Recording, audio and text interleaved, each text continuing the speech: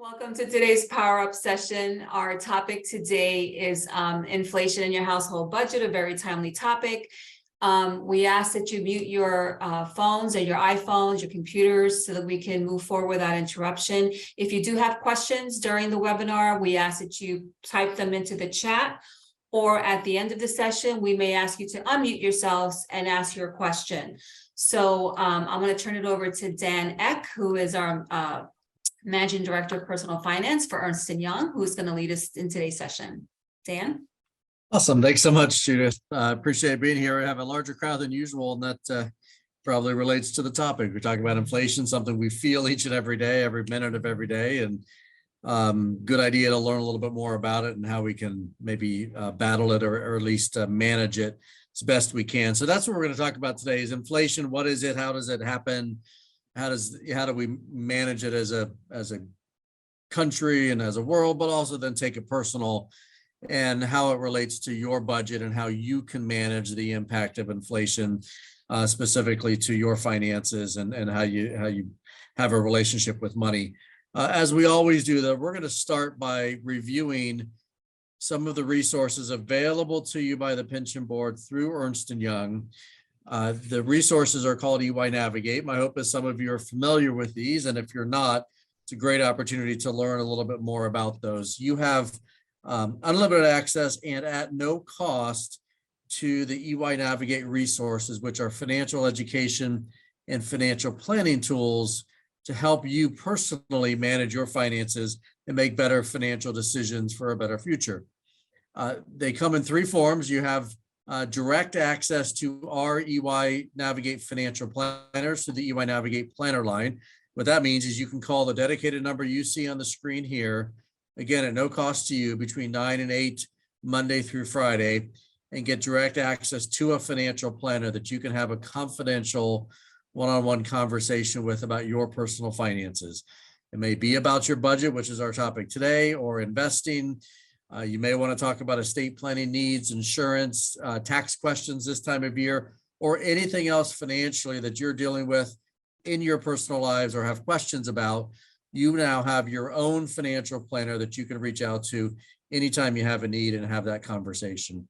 I say your own planner because you certainly can, and we encourage you to work with the same financial planner every time you have a conversation with us. So when you call us today, or maybe sometime next week, and you reach Rob and you like Rob is your financial planner now from EY, paid for by the pension boards, and you can set up follow-up calls with Rob and have as many conversations as you like. A lot of folks prefer to do their financial planning on their own, kind of self-service, and that's available through the EY Navigate digital website. You see the website on the screen here. It's pbucc.eynavigate.com. It allows you to do a full budget or net worth statement, a full plan for retirement or life insurance, run other calculators, learn more about financial topics, and do a lot of this on your own. If you start there and you get stuck or you get as far as you can always click a button on the website that says work with a planner and be connected directly with one of our financial planners. You can chat with them through the website, or you can decide to schedule a call and have a live conversation. The third part of our service is what we call group learning. That just means workshops, education. Just like we're all going through here together today, we do these monthly Power Up sessions in conjunction with the pension boards, but we also offer our own monthly hot topic webinars available through EY to all of our clients that you can find on the website, and you're welcome to attend those as well. So lots of learning opportunities, planning opportunities, including the chance to work directly with a financial planner through EY on this or any other topic. If you haven't called us already, please do. Even if it's just to introduce yourselves, get connected with a planner, and then find out how we might be able to help. Also, as I do in every workshop I've ever delivered, I'm going to suggest that you take one important step right here up front, because I'll tell you the most important moment of this workshop is going to occur in about a half hour when we're all done and we answer the last questions and we say goodbye. That's when the real value comes into this session. And that's when you get to decide what, if anything, you're going to do with the information you've learned.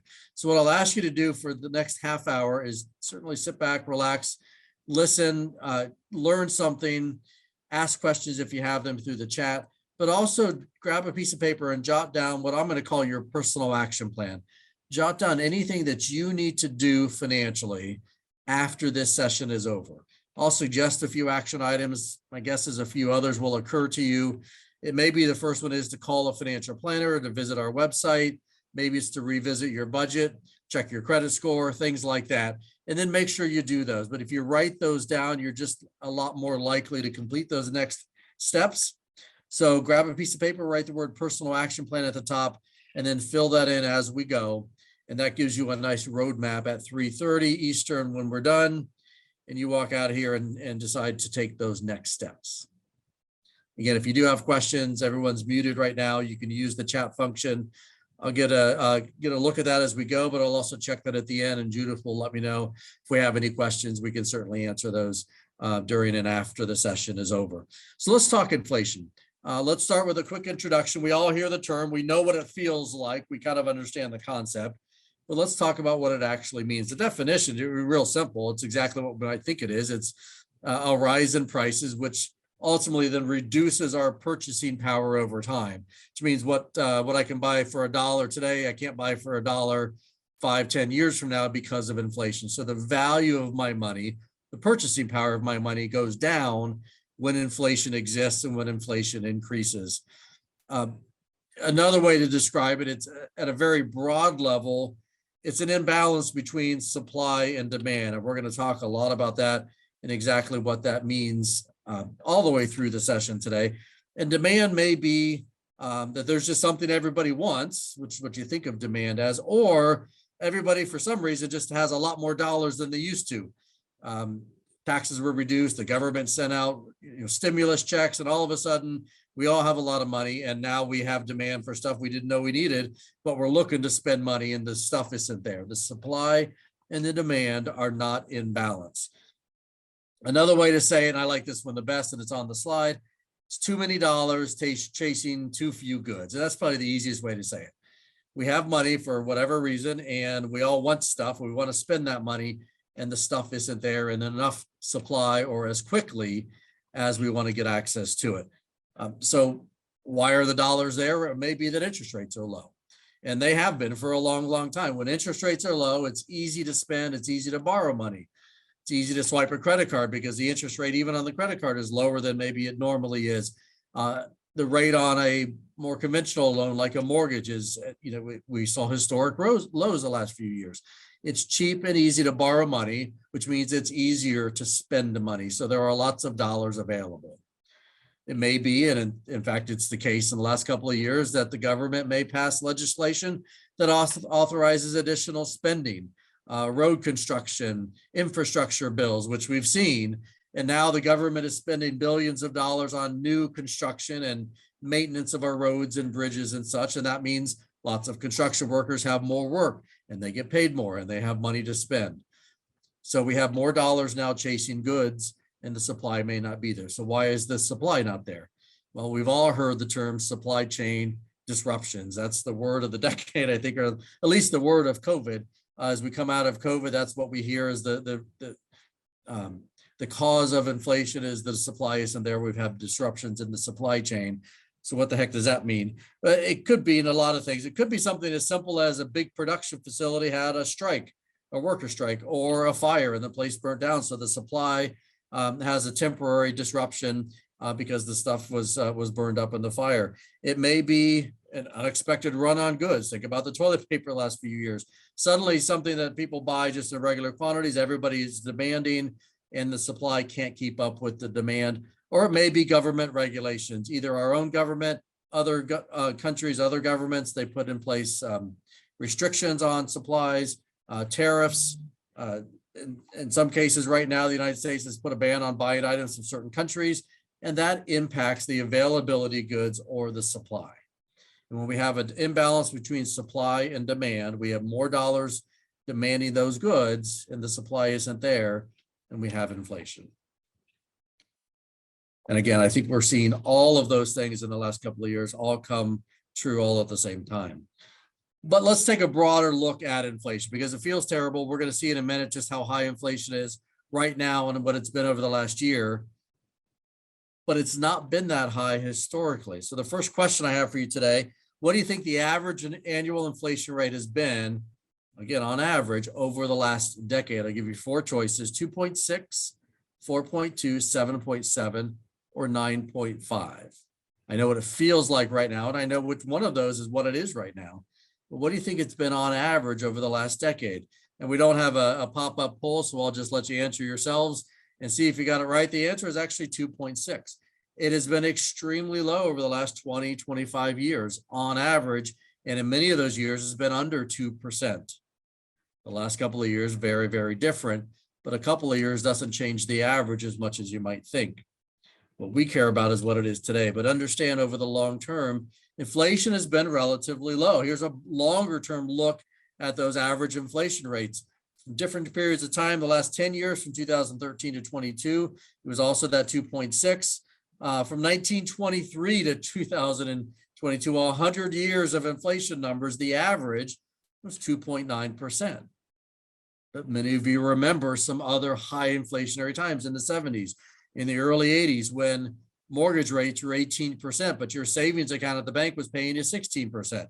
That was inflation. But even with those high years that many of us remember, the 1973 to 2022, those 50 years, the average was still 4%. We have these incredible jumps in the inflation rate that last a few years, sometimes more, and are very painful, and we have to manage through them.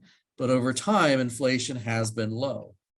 But even when it's low, inflation matters. Inflation matters quite a bit. It means over time, the cost of goods are going up. The purchasing value of our dollars is going down. And if we try to understand just how much of an impact it might have, one of the tricks we like to use is something called the rule of 72. If you're a math person, you may know this rule, and if not, you're about to learn it. It's a lot of fun to use, and you can use it a couple of different ways. We'll use it here for inflation, but you can use it for your investing as well. So let me describe the rule of 72. As it relates to inflation, the rule of 72 is going to tell us how long it might take for the cost of a good or service to double in price based on inflation. And all you do is take the inflation rate you think we might see in the future, let's say 3%, and divide it into 72. So 72 divided by 3 is 24.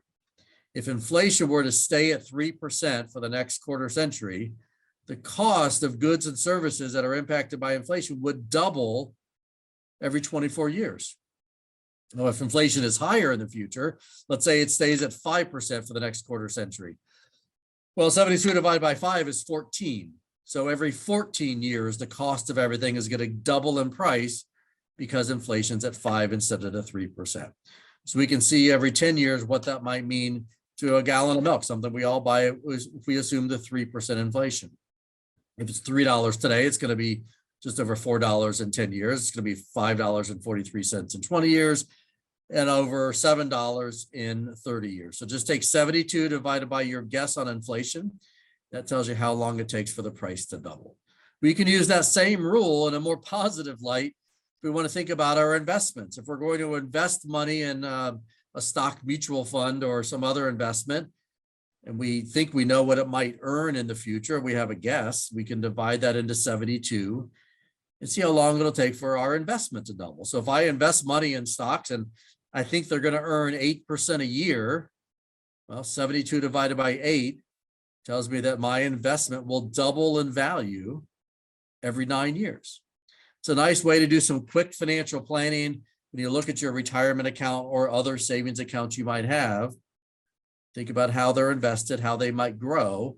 And you can use that rule of 72 both for inflation planning and investment planning to see what those numbers might look like in the future. All right, the last big picture slide we'll look at next. Before we really zero in on your budget, your money, what we all care about, and now that we understand inflation and what it means and what it's looked like historically, how can we manage it? The short answer is to go back to the original definition of inflation and just reverse the causes of inflation.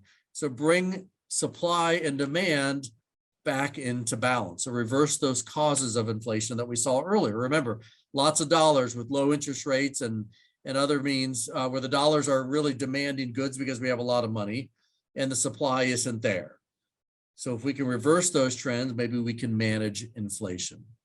So there are ways that a big picture, the government tries to manage or reduce overall spending. And we're seeing this in the news all the time now. The one we see the most often is the Federal Reserve raising interest rates. And that's what we hear on the news. That's the headline. What does that actually mean? Because they don't have a lot of control over the interest rates that we pay on loans and credit cards and such. They have control over the interest rate that banks pay each other because they borrow money from each other every day. And the Federal Reserve can set that interest rate. And when that rate goes up, the banks have to pay each other a higher interest rate. They start charging their customers a higher interest rate. And at the same time, just because they can and they want to be competitive, they also pay a higher interest rate on savings accounts, money market accounts, CDs, things like that. So all the interest rates end up going up. Well, that means it costs more money to borrow money, right? Or costs more dollars, more interest to borrow money, which means I'm less likely to spend money on a credit card, to borrow on a mortgage, and I'm going to start spending less. That's the whole idea behind the Fed raising rates, is that it makes it more expensive to borrow money. And if that's the case, I might spend less. And at the same time, I might save more, which is a good thing. It means I'm not spending my money, I'm saving it because I can get higher interest rates on CDs in my savings account. So it shifts what I do with my money. We're trying to reduce the pool of dollars that are out there demanding goods. At the same time, then we might see that the government raises taxes. They have programs they need to maintain, including fixing roads and bridges and military and all those things they spend money on. And those things all cost more now because of inflation. So they may raise taxes to maintain those programs. And at the same time, if I have to pay higher taxes, I have less money to spend. So very big picture, we're trying to get people to spend less, and we're going to force some ways to make that happen. At the same time, we have to fix that other side of the equation, the supply side. Right now, it's hard to find goods and services, especially goods, because other countries are coming out of COVID protocols at different times than we are. So their plants may not be back in production yet. There's countries we're not allowed to buy from. The ports are backed up because there's not enough workers to check all the goods that are coming in. So we have to find ways to fix those issues. So our governments need to work together on deals to reduce tariffs and trade restrictions if they can with countries that we're okay dealing with. It may be offering incentives to hire more workers at the port, to hire more truck drivers, to provide tax credits if you hire truck drivers as a company, to increase the supply chain process. So more goods come in faster, they get checked, they get on trucks, and they get to the stores where they need to go. We're reducing the money that buys goods. We're increasing the supply of goods. We're reversing the impact that causes inflation to try to manage it.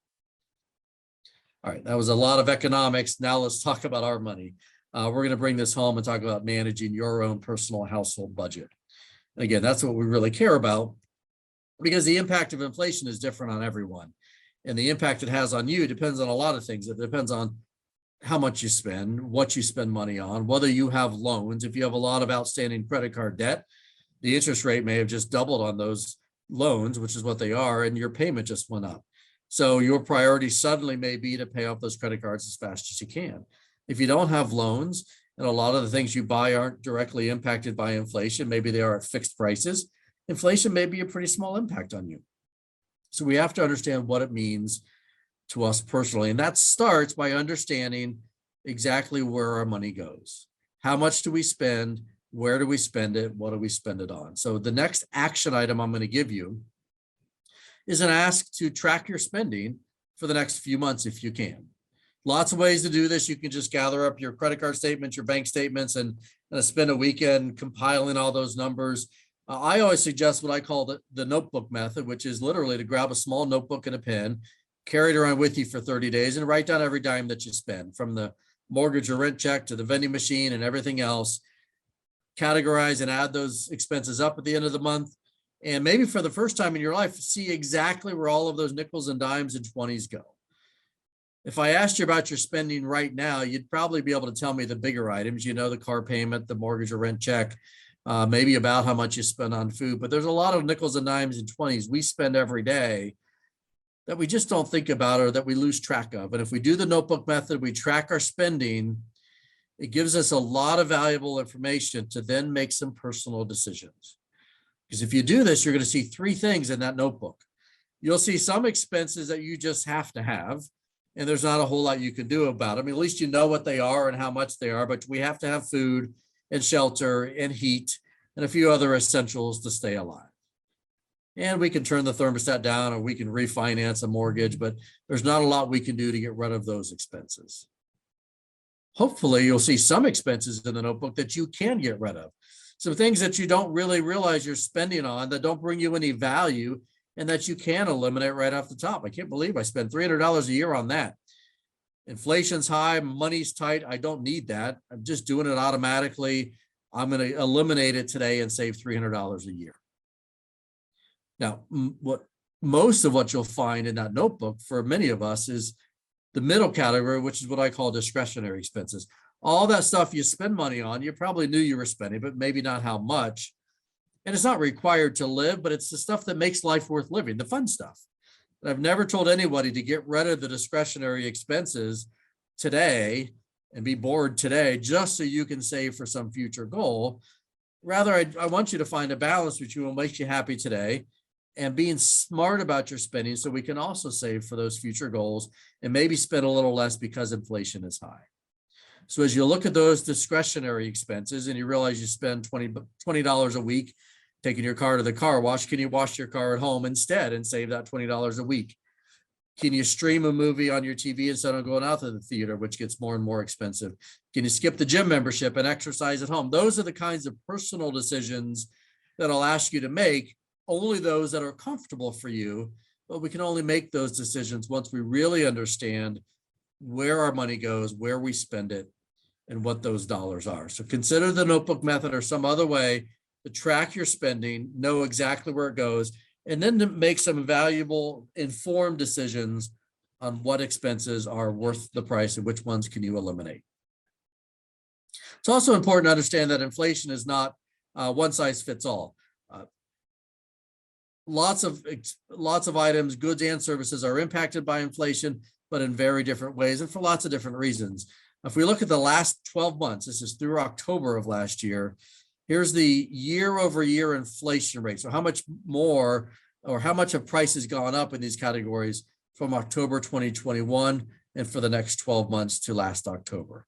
You can see airline fares have topped the list by a wide margin, over 43% increase in airline fares. And then after that, it's a lot of utilities, natural gas, gasoline of all types, electricity. No surprise, we've seen those in our bills. But inflation has hit utilities, and that's what drives airfares, is they use a lot of jet fuel the hardest. After that, things like insurance, food at home, what we buy at the grocery stores, which hits us the hardest and the most directly. And then some things that have not gone up as much, shelter, a mortgage, rent. Sometimes those expenses are locked in. Our mortgage is at a fixed interest rate. The rent may be locked in for a year. Medical care services, which usually top the list, just in normal times of inflation, those go up every year. Those have seen more modest increases. Same thing with clothing, apparel. So understand, again, inflation may impact you differently depending on how much you spend on each of these items. Right there in the middle, you see across all items, that basket of goods and services that we look at when measuring inflation sits at a 7.7 year-over-year increase. So while the long-term average is about 2.5%, we're at about 7.5% right now, all in, looking at a nice basket of these goods and services, some higher, some a bit lower. So how can we manage our spending, manage inflation? What are some ways we can use that notebook method information to rethink how we spend our money? And I'm going to take this one step at a time. I want to focus first on our larger investment or purchases that we may not make every day or even every year, but when we do, can we be a little smarter about those purchases? It starts with a newer used car. If we think it's time for that, can we make a few more repairs instead of the full car purchase and save some dollars? Can we hold on to that car a little bit longer? Is that an option? If you have two cars and now there's only a need for one, can you sell that vehicle right now? There's a hot market for used cars still. It's cooled a bit, but you can get a nice price for that used car if you're willing to sell it and you find you don't need it. For a home purchase, if you're saving for a home, it may mean you need to save a little longer. Rethink what you're able to buy or what you're able to afford. revisit mortgage options, maybe a longer term, a different type of mortgage. That's certainly a conversation you can have with your EY Navigate financial planner to learn more about fixed versus variable rates, what it means to get a 15 versus a 30-year mortgage, and reconsider both your goals and your options. If you're renting, has rent gone up? Can you lock in that? Can you prepay a couple of months to lock in a lower rate? Or can you move and get a lower cost option? And then consider any other income sources that may be available to you. If you do get a large refund every year on your tax return, let's rethink what we do with that. Is that used to pay down debt, which is now more expensive, or we're going to use that for a vacation, or maybe to help fund one of these larger purchases that I otherwise couldn't afford? Maybe that deposit or that tax refund goes right into the home purchase savings fund to build up that goal a little bit faster. Is there a side job that you could start? Can you turn a hobby into an income producing activity and find other ways to bring more dollars into the household? Those are the big ticket items, and the periodic expenses. We're more focused and concerned about those ongoing everyday expenses. So when you think about gasoline for the car, which is going up at a significant rate, can we drive less? Can we carpool with friends? Can we be more efficient in our trips, meaning combined trips? If we have 3 stores to go to, let's hit them all in one shot versus 3 trips from home. Can we buy a more efficient vehicle, maybe even an electric vehicle if it's time to buy a new car? We need heating and cooling and electricity at home, but have we conducted an energy audit on our home to find those gaps in the windows and ways to insulate the home and look for ways that that we're wasting electricity by leaving items plugged in, turned on, that we can change some habits on? Can we adjust the thermostat? Can we conserve hot water and adjust that temperature as well? Food, something we spend money on every day. Can we plan our meals, buy prepared meals that are ready to go, and it's cheaper to have all those ingredients together? Can we buy in bulk, substitute certain items, and rethink how we buy our food and how often we eat out and how that is all funded? And then just a few other ways to manage spending before we hit our last topic. It's weird to say check mortgage rates. We know mortgage rates have gone through the roof. They've cooled a bit and come back down. Rates are going up. That's one of the ways the government tries to manage inflation. But you still need to look at your personal situation. Are you at a higher mortgage rate now? And even though rates have gone up a bit, you can refinance at a lower rate. Has your credit score gone up because you've been paying off your credit cards, saving more, and therefore you can qualify for a lower rate than you did when you bought the house? Can you think about changing your term and refinance from a 15 to a 30-year mortgage? It reduces your payment, but it means you pay a lot more in interest over time. Again, a valuable conversation to have with your EY planner. Can we get creative with you and looking at ways to manage your household expenses by rethinking how you pay for those, even by refinancing when rates are a little bit higher? Same thing with student loans, same thing with credit cards. We talked about doing a home energy audit. Do an auto debit or an auto pay audit as well. All of us have subscriptions, things through apps or other means where we're paying monthly for Netflix or other things that we kind of forget about. And I've done this in the last year. I went through and wrote down everything that comes out of my checking account and off my credit cards automatically every month. We created the list, and I sat down with my spouse and the kids and said, what's important? We got to eliminate something. I put a little column next to it. And when we eliminated something, I could capture how much we saved for the year if we eliminated that expense. And suddenly the total of that column is thousands of dollars. So look at where the money's going. Don't forget about those automatic payments, automatic expenses that we tend to forget about, and challenge those expenses and eliminate the ones that we don't care about. Keep the ones that make us happy today. As we're looking at our expenses and we're thinking about our financial goals, one of the top goals on your list should always be an emergency fund. I think a lot of us learned that during the COVID experience. If you had an emergency fund, you may have tapped into it and depleted it, and you're in the process of replenishing that. If you don't have an emergency fund yet, you may have realized how valuable that could have been. And now it's time to revisit that and save $25, $50 a month into a set-aside savings account that you don't touch unless there's an emergency and a need for it. An emergency fund is your best safety net, and it helps make sure that an unexpected event doesn't become a catastrophe. An unexpected job loss, a medical condition, a medical bill that's not covered by insurance, that's thousands of dollars. Again, a spouse loses their job. If we're not prepared for that and we don't have money set aside, suddenly the bills don't get paid. We risk losing our house, our apartment, other bills don't get paid, our credit score suffers. A lot of bad things happen quickly and it becomes a catastrophe. If we have money set aside, we pull from that account, we pay the medical bill, we cover our expenses until spouse gets their next job and life moves on. Of all the very exciting life goals that many of us have for retirement and vacations and homes and cars and college for the kids, an emergency fund is probably the most boring, but also probably the most important to have on your list and to start funding a little bit at a time so that unexpected events don't become a catastrophe financially. We've offered just a few other thoughts. We talked about finding other income sources. Since interest rates have gone up, that's bad news on your loans. That's good news on your savings accounts.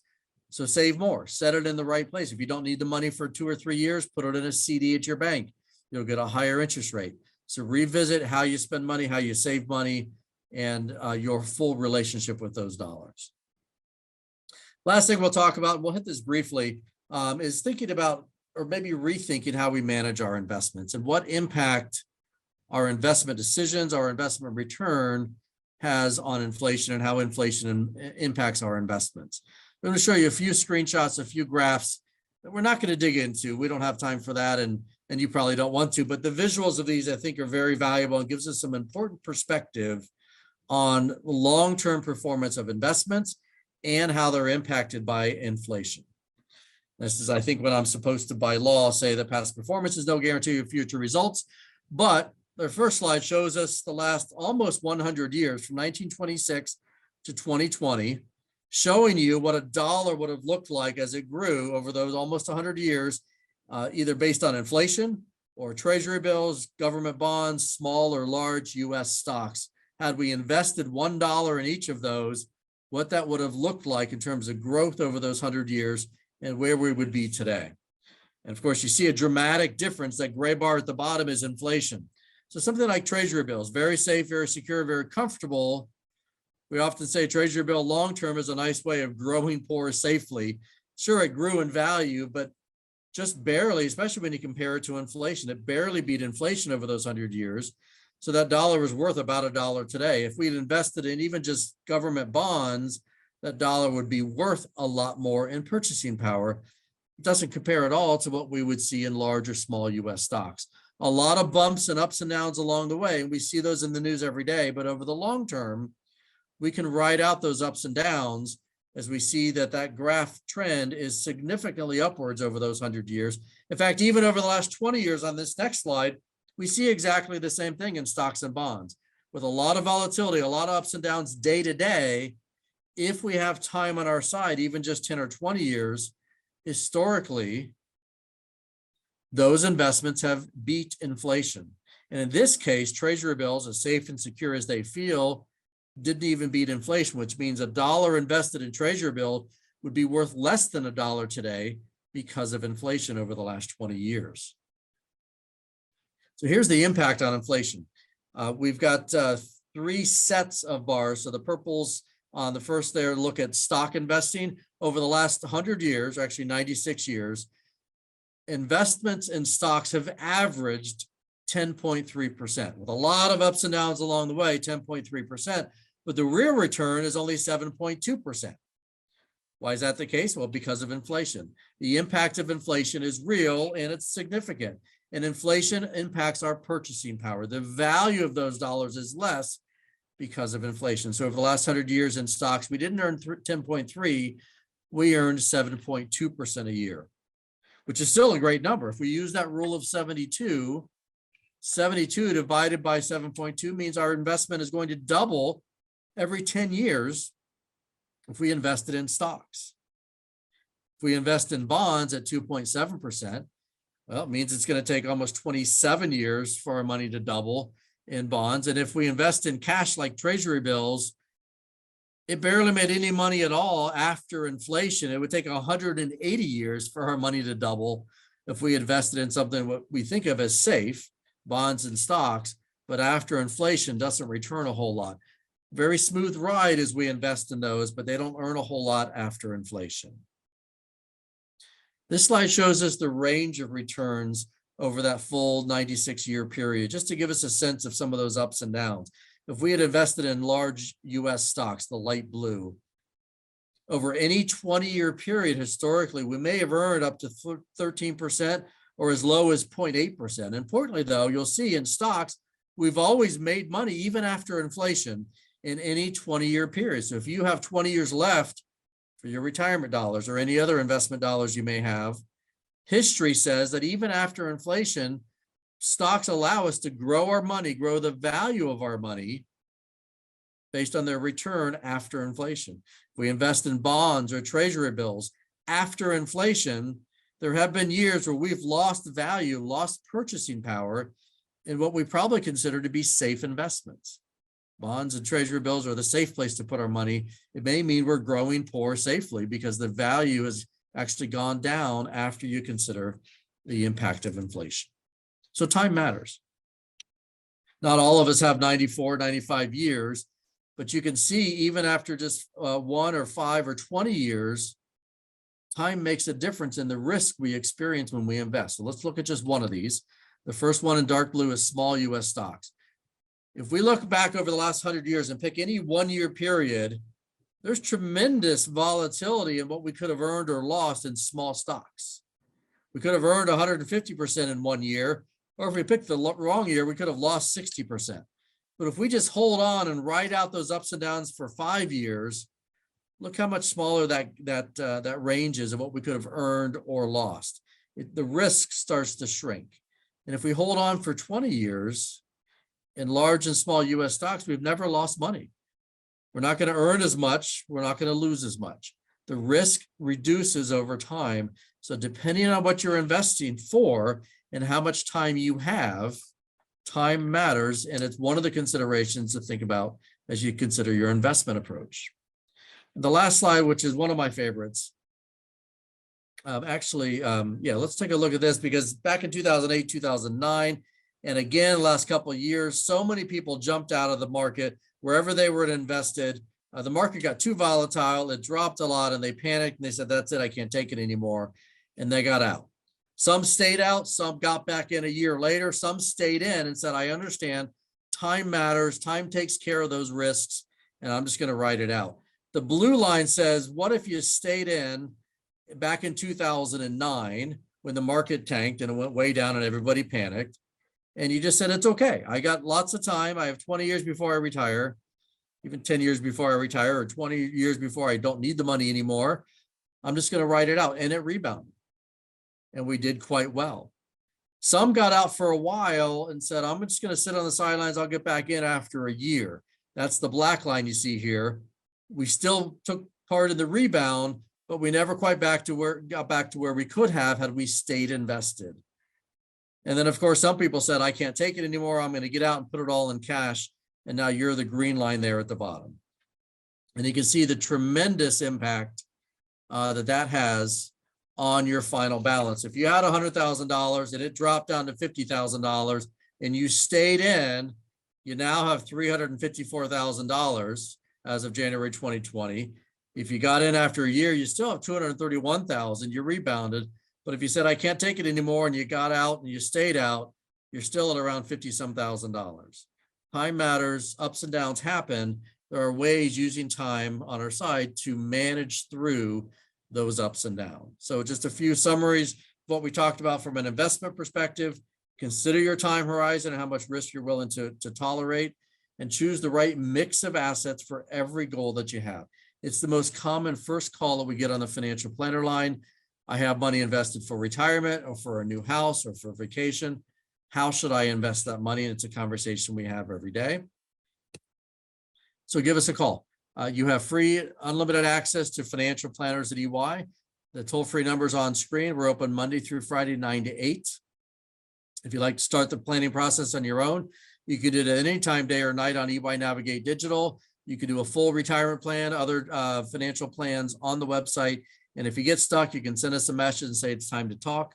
I'd like to be connected with a financial planner, and we'll do that through the website. We'll send you a message, schedule an appointment, and start that conversation.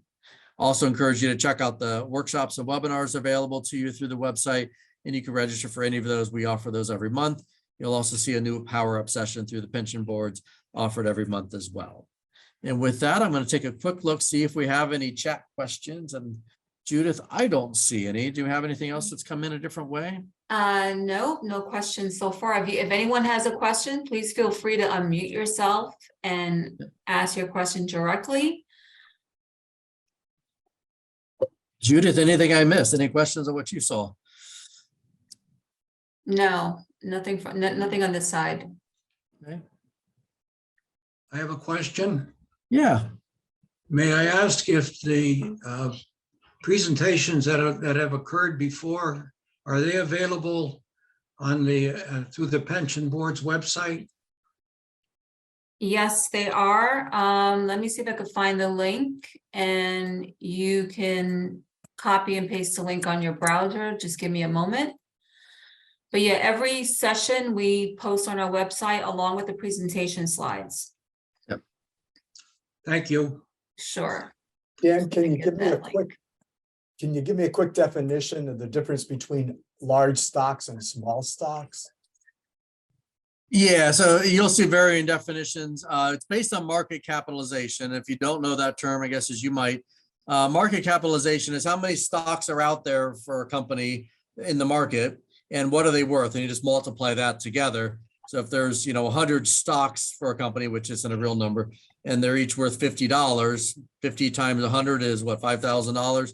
That's the market capitalization. That's a made up example. We're usually talking millions or billions of dollars of market capitalization, which is the value of a company on the market.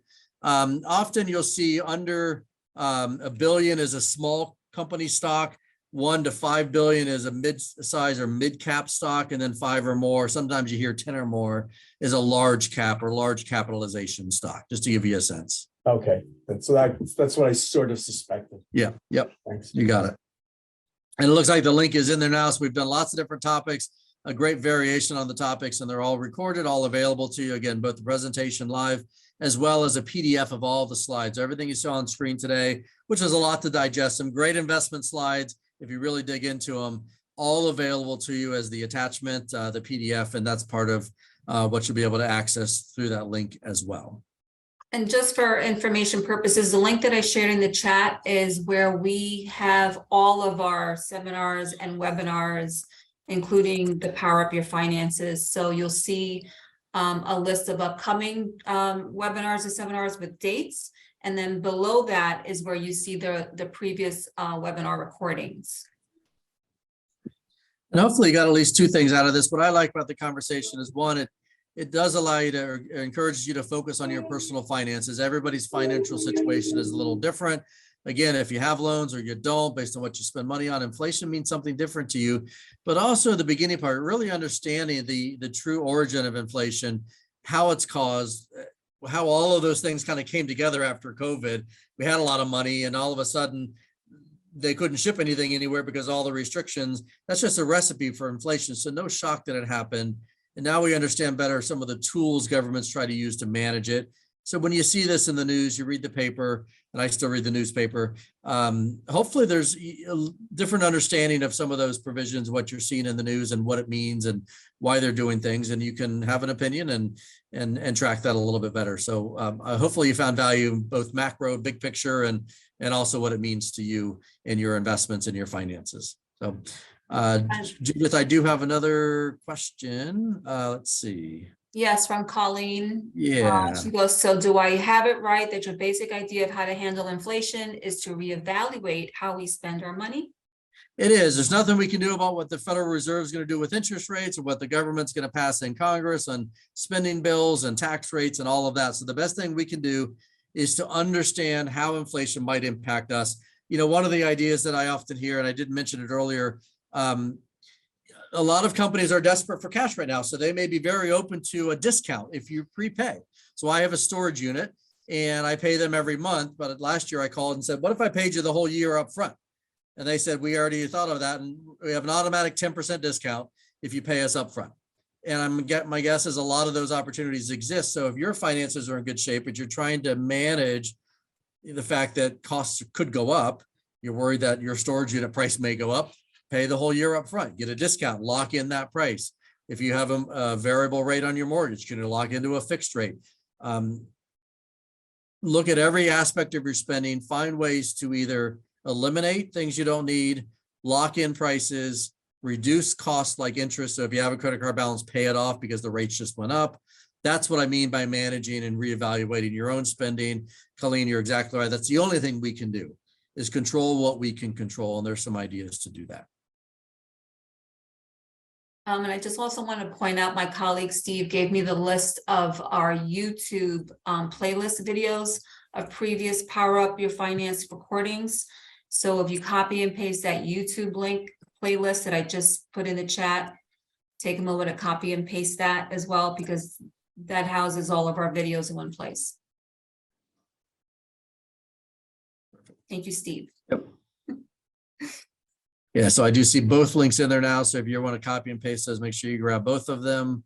They are around Colleen's questions, so we'll give you a minute to do that as well. Just one more minute if you have any more questions. Again, verbally, if you want to take yourself off mute, happy to have those come through chat as well. And if you have further questions, you think of other things after today, you need help with all of this. We covered a lot. And I appreciate you sticking around. Always feel free to call us at the EY Navigate Planner line. That's exactly what we're there for and what we do every day. Anything financial you want to discuss, it's confidential, it's one-on-one, it is objective. We don't sell anything. We don't have products to sell. Our fee is paid for by the pension board. This is at no cost to you. You now have your own financial planner that you can use and develop a relationship with as much as you need to address your financial concerns, questions, and needs going forward. So please take advantage of us. Thank you, Dan. And our next Power Up session is going to be on March 15th. And that's going to be a fun, interactive webinar on testing your financial literacy skills. So we'll be sending out an e-blast that will give you the financial assessment to take to see how well you score when you join the webinar live, and see how well you did on that little quiz. So that's coming up on March 15th. So look forward to that communication. Awesome. Thanks again, everyone. Appreciate your time. Thank you, everyone.